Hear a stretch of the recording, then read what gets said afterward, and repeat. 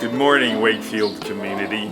This is Paul Larner, Chairman of the Board of Directors, speaking to you from a rather unique and unusual location.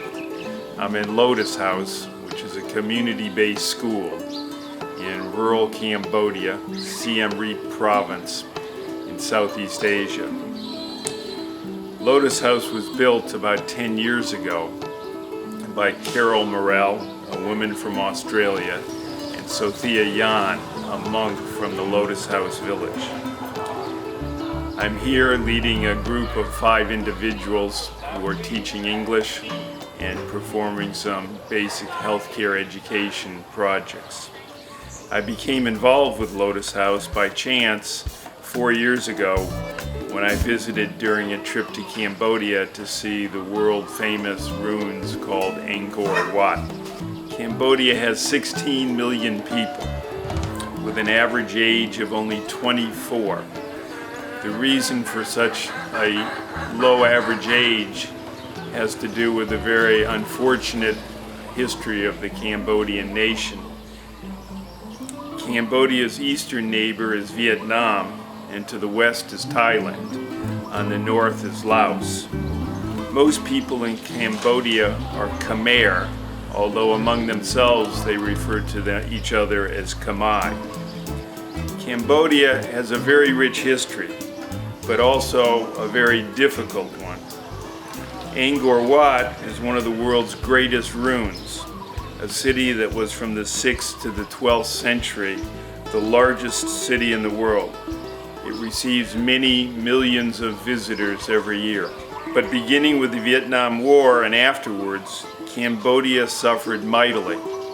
First by the US bombings, and later by the invasion of the Vietnamese, and last with the ascent of the Khmer Rouge. Despite its brutal history, I can say with complete honesty that among the 60 countries I have either visited or lived in, I have never met a friendlier people than the Khmer. This is especially true among the children. This is what motivated me to get involved with Lotus House, where 3 years ago, friends and I made contributions to build a 2-bedroom guest house next to the Lotus House School for visiting volunteers. This year, our volunteer contingent includes, besides myself, 2 English teachers, a videographer, and 2 physicians. So, Wakefield community, how are Lotus House and Wakefield the same and different, being 2 small schools on opposite sides of the globe? Here are ways that they're different. At Lotus House, when a teacher enters and leaves a classroom, all students immediately stand up and give the hand signal of respect for an elder. Classes are large by comparison to Wakefield. A normal class here can be 30 to 50 students. The benches students sit on are wood and very uncomfortable. Supplies are scanty. There are no computers. Students struggle mightily to get into university by taking supplemental courses, which they pay for. And last, in Cambodia, it is permissible in class for one student to help another student out loud. It is very much an assisted, community-based educational system.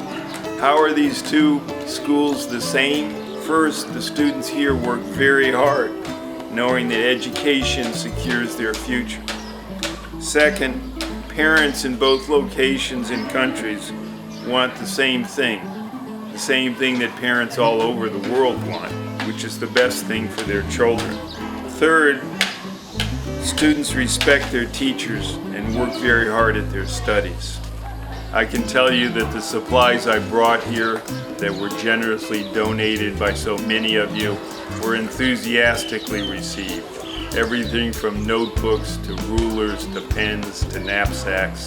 The broad smiles among the children were overwhelming.